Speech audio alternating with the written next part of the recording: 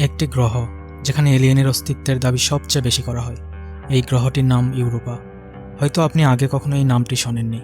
পৃথিবী থেকে প্রায় 620 মিলিয়ন কিলোমিটার দূরে অবস্থিত ইউরোপা এমন একটি গ্রহ যেখানে প্রচুর পরিমাণে পানি পাওয়া যায়। আর আমরা সবাই জানি, যেখানে পানি থাকে সেখানে প্রাণের সম্ভাবনা থাকে।